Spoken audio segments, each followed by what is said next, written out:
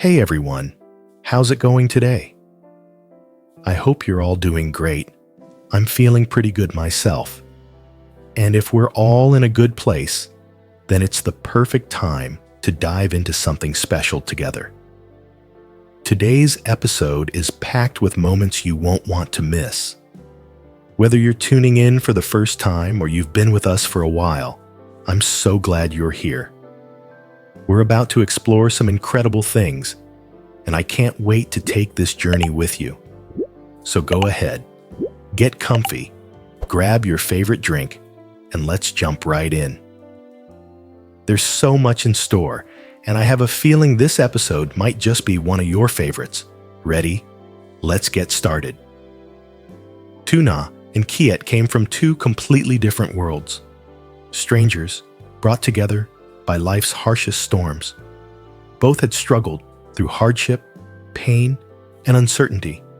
Yet somehow, through all the chaos, they found each other.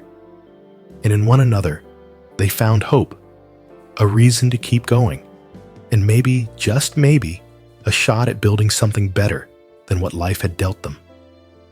On this quiet evening, the two of them sit side by side on the front porch. The sun has started to set, casting a warm orange glow over everything. They share a simple meal, nothing fancy, but it's full of warmth and comfort, just like their bond. The laughter between them is soft but genuine, echoing through the still air like a gentle reminder of how far they've come. As they talk and reminisce about the struggles of the past, the nights with no sleep, the moments when giving up seemed easier, Tuna opens up in a way she never has before. For the first time, she tells Kiet the story of her life before she met him. The weight she carried, the heartbreak, the loneliness, all the things she had buried deep just to keep moving forward. And Kiet? He listens. Every word, every pause, every tear that threatens to fall. He's there, not trying to fix it, not interrupting, just being present. Because he knows what it means to be broken. And more importantly, he knows what it means to be seen. This moment, simple, quiet, and raw, becomes a turning point. It's not just about surviving anymore. It's about healing. It's about two people, once strangers, now walking the same path, hand in hand, with a shared promise to build a better tomorrow. There was a moment of stillness as Tuna sat quietly next to Kiet, the soft hum of evening crickets filling the air. The porch light glowed gently above them, casting a warm halo over their shared silence. She looked at him, really looked at him, and for a second, her heart swelled with a mix of gratitude and sorrow. Then, almost as if the memories were too heavy to carry alone any longer, she began to speak. "I never told you this," she said softly, eyes lowered. "But when I was 3 months pregnant, I was thrown out of my house. My mother-in-law didn't want anything to do with me, or the child I was carrying.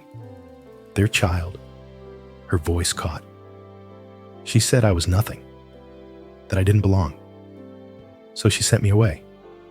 No money, no home, just me, and the baby inside me."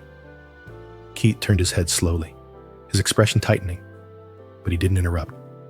He just listened. "I wandered around for days, slept on benches, skipped meals. I didn't even know where I was going. I just kept walking. I thought that maybe if I disappeared, the pain would too." She paused, drawing a shaky breath. "And then I met you." Kiet's eyes softened. "You didn't have much either," she continued, her voice barely above a whisper. "But you didn't walk away. You could have. Most people would have. But you didn't. You gave me food. You found me a place to sleep. You treated me like I mattered, like I wasn't just disposable."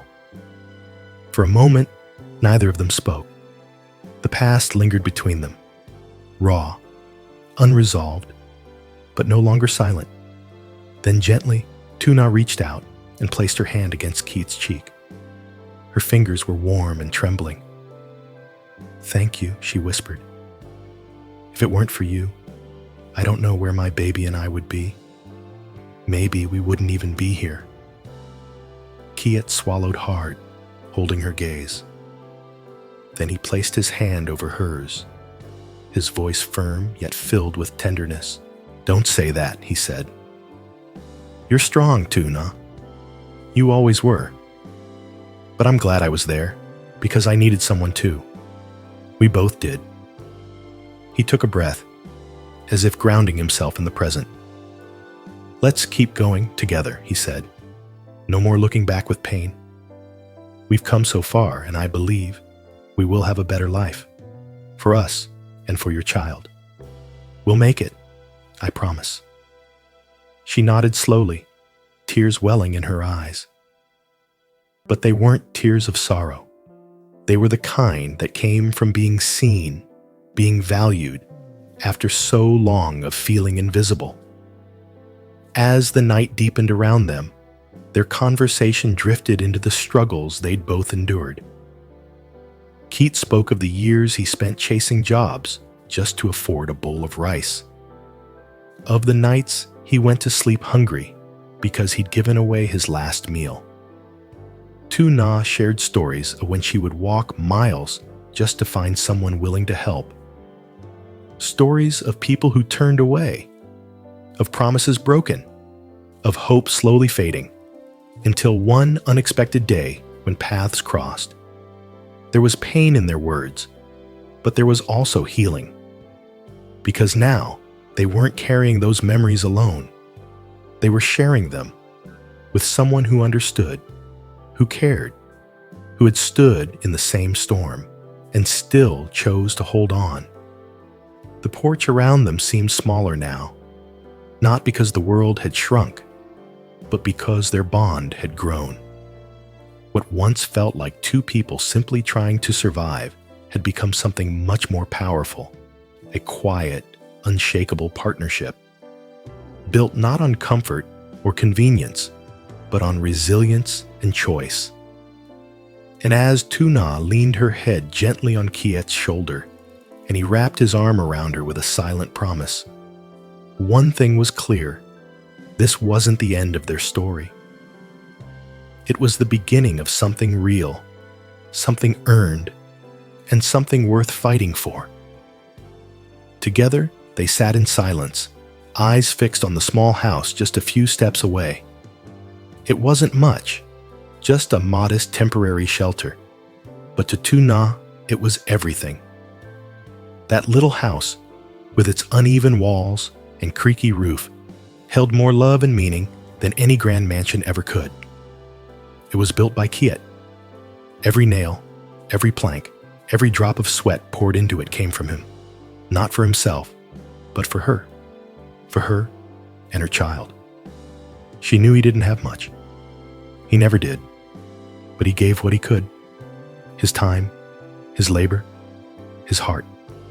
That house wasn't just a place to live. It was his way of saying, "I'm here for you. I'll protect you. I'll stand by you no matter what." As she looked at it, a wave of memories washed over her. She remembered the days right after she gave birth, days that felt impossibly long, nights that seemed never-ending, the exhaustion, the fear, the loneliness that crept in when the baby wouldn't stop crying, and her body ached in ways she hadn't expected. But even in those moments, Kiet was always there.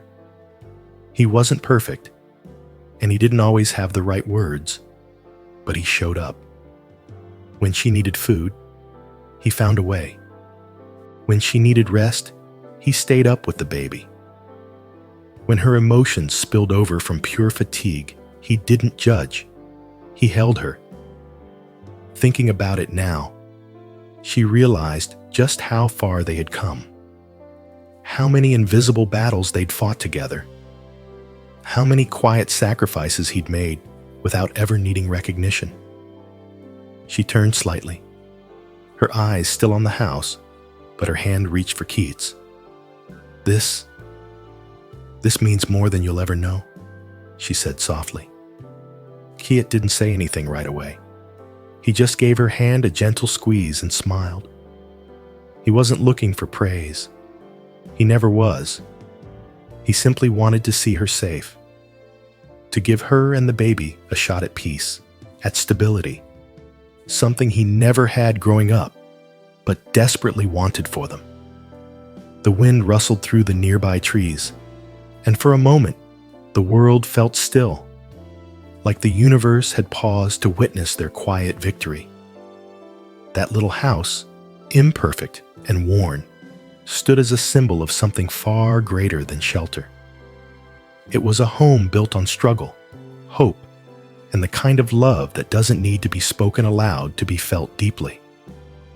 And in that moment, under the fading light of dusk, Tuu Nha knew, no matter how hard life had been, or might still be, they had already found something many people spent their whole lives searching for. They had each other. Looking back on everything, the struggles, the sleepless nights, the quiet support, and the selfless care, Tuu Nha couldn't help but feel a deep, unwavering gratitude for Kiet. It wasn't just about what he did for her, but how he did it. He never asked for anything in return. He never tried to control her or use her pain to his advantage. He simply stood by her side, offering his strength when she had none left. That kind of love, the kind that showed up in silence, in actions, in the little things, meant more to her than words ever could. And the more she reflected on it, the more she realized something. She didn't want to look back anymore. She didn't want to reopen old wounds or step back into a life that had broken her once before. Nam, her ex-husband, and his family had hurt her in ways that still left scars. Being cast out while carrying their child, left to fend for herself with no support and no compassion. It was a betrayal she could never forget. For a long time, she carried the weight of that abandonment, unsure if she'd ever truly heal. But now, with Kiet, she could finally breathe again. She had found something far more real and far more precious than the life she had once imagined with Nam.